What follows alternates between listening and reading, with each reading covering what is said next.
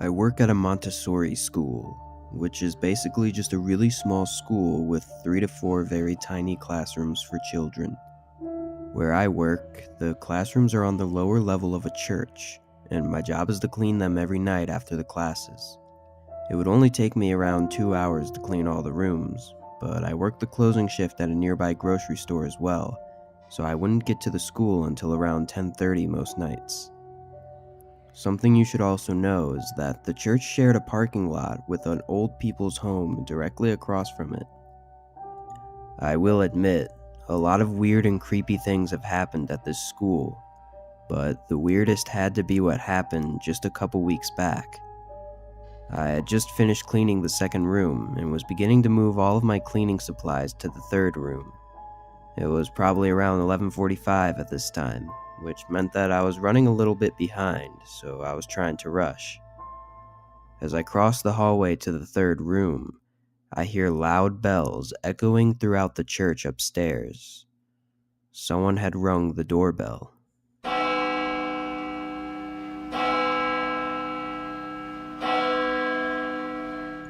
Nobody has ever shown up during any of my shifts before, as it was always so late, and both the school and the church were closed hours before.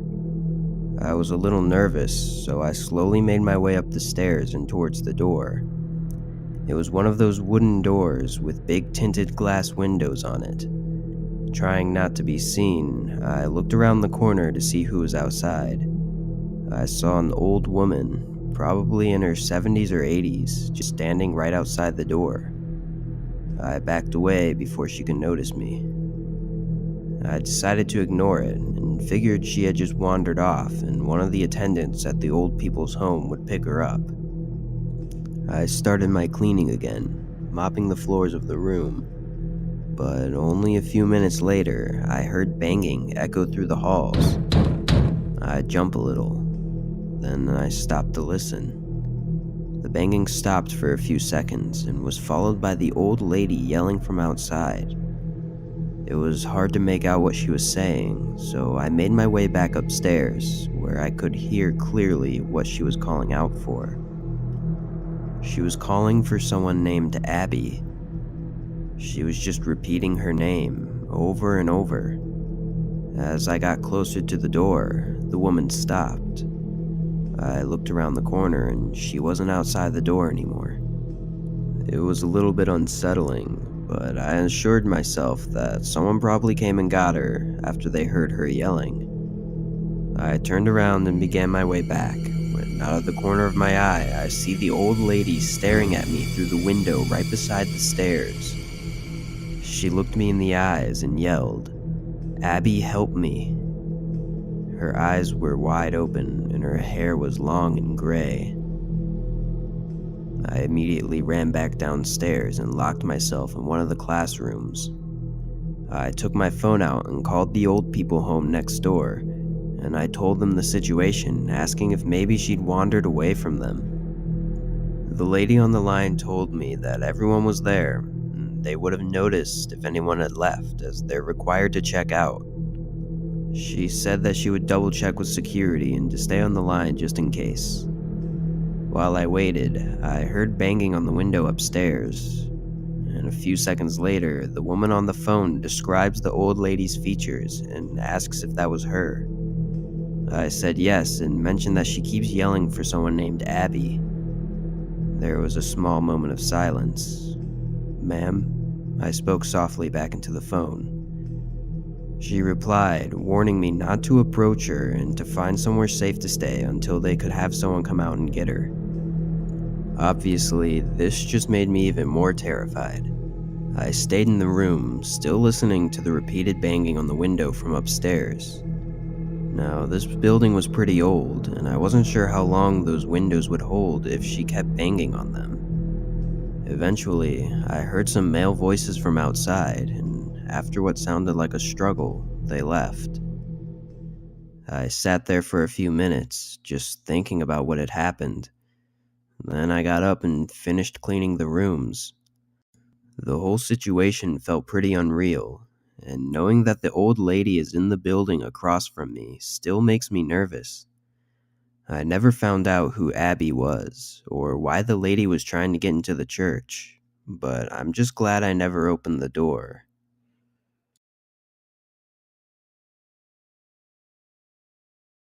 I used to work the register at a local gas station, though I've since left as there were a lot of strange things that happened when I would work overnight. But this one situation in particular will stick with me forever.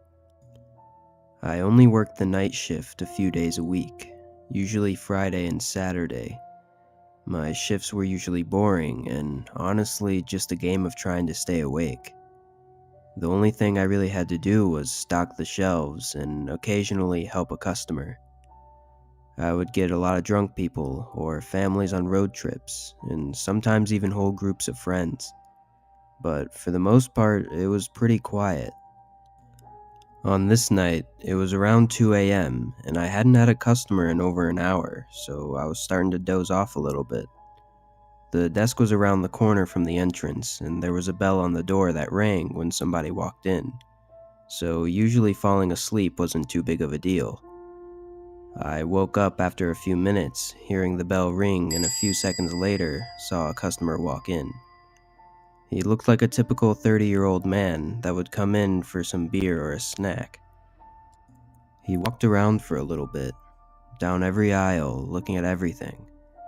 Now, I've worked in retail for a long time, and I know what it looks like when someone is looking for something specific. But this man had nothing in mind. He was just looking at the shelves, browsing the store. During the day, this is pretty normal, but people don't usually come in at 2 a.m. to browse the gas station shelves. I looked out the window to my left to see if he was filling up his car and was maybe just passing the time, but there were no cars outside. A couple minutes went by before he eventually looked over at me and said thanks and then walked out. I didn't know what to make of that, but I just figured he stole something small and was just being a dick about it. The whole situation left my mind after a few minutes, and I started to get really tired again. This time, I decided to grab my cart of items to stock and start filling up the shelves to pass the time. I'm not really sure how long I was stocking for, maybe 20 minutes, before I saw a man show up at the end of the aisle I was stocking. It made me jump a little, as I never heard the door ring. This guy was wearing a large hoodie and dark clothes.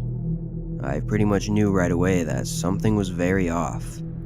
The man continued down to the back of the store, and I immediately went back to behind the counter.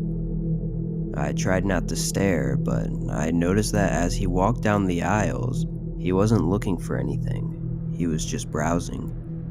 It clicked in my head immediately that this was the same guy from just a little bit ago, but he had changed clothes for some reason. I also came to the realization that he probably came initially to scope out the place before doing whatever he planned on doing. I started to panic in my head.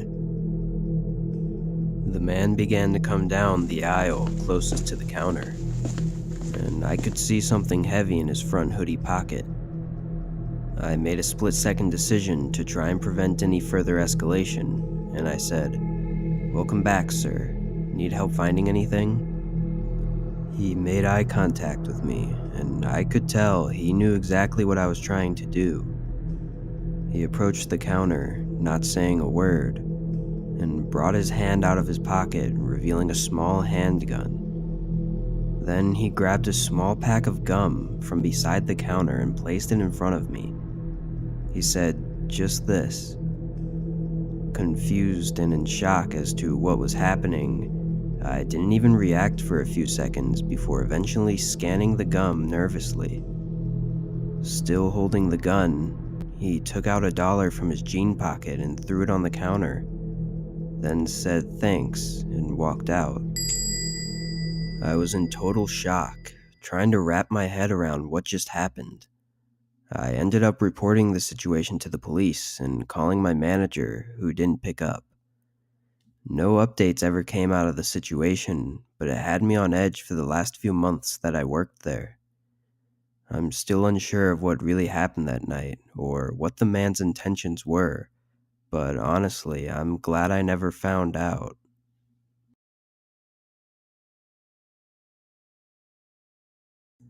I work as a cybersecurity analyst for a large office company in my town. I had just started off my first job in the field, so of course I had to work the shift that nobody else wanted to. Working overnight wasn't as terrible as I thought, though. It was actually pretty peaceful. My job mainly consisted of looking through log files to make sure nothing sketchy happened while the rest of the crew was sleeping. This meant that I was always pretty much alone in the office building for several hours. I'd fall asleep pretty often, as staring at a screen for hours on end in the middle of the night was hard on my eyes, and with nobody there to keep me company, staying awake wasn't very easy. I started setting soft alarms on my phone to go off every hour, just to make sure that I didn't sleep through my entire shift.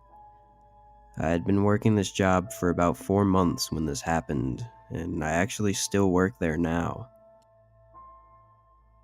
It was a regular night, and my coworker had just finished his shift at 12 o'clock and left the building.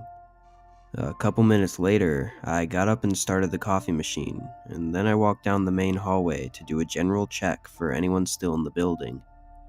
This was my regular routine, just to make myself more comfortable. I sat back down at my desk and took my phone out to turn on the alarms, and then continued on with my work. It was about 20 minutes later when I realized I had never heard the coffee machine beep that it was done, and I went to check on it. I walked down the hall to the small coffee desk and saw that there was no coffee in the pot, and then I saw that the entire coffee machine was turned off. I thought it was weird, but that's about it, and I just turned it back on and went back to my desk. As soon as I sat down, I noticed my phone wasn't where I had left it on the desk. I patted down my pockets and ran back to the coffee desk, but it wasn't there either. I played it back in my memory, and I knew for sure that I had placed it right on my desk right next to my keyboard. I started to get really freaked out and looked around frantically. The way my desk was set up, it was right in the middle of a large room with other desks and computers. I felt like I was being watched as I stood there in the middle, knowing that someone else had to be in there with me. Nervously, I called out in a shaky voice to my friend, really hoping that it was just him playing some dumb prank on me. I waited for a few seconds, but there was no reply. As I stood by my desk, another few seconds went by before I heard a soft shuffling coming from behind a desk in the far corner. Almost immediately after, my phone alarm rang from the opposite corner of the room. My first thought was that there were probably two unknown strangers in the room with me, and I instantly started running for the door out of the building. I didn't hear any footsteps behind me as I made it out, but I didn't take any chances. I ran across the street to a neighboring gas station, and I called 911 with their phone to report the unknown people in our office building. The police arrived quicker than I thought and searched the building. They brought out a man after only a few minutes, though I didn't recognize him at all. They also retrieved my phone, which they found behind some boxes in the corner of the office. He was also found with a small knife in his pocket. The next day, we got a lot more information about what really took place. Apparently, the man was an old employee who had been fired recently before I started working there. The man told the police he was trying to scare me in order to get me to leave the building so that he could take back his company laptop. Apparently, he had information that he wanted from it. At least, those were his claims. It all seems really weird to me, and I'm not sure if I even trusted his reasonings to breaking in, but my coworkers did say that they remembered the guy, and he was definitely a little bit strange. I'm glad I got out of there when I did, though, because I'm not sure what would have happened if his plan didn't work and I chose to stay in the building.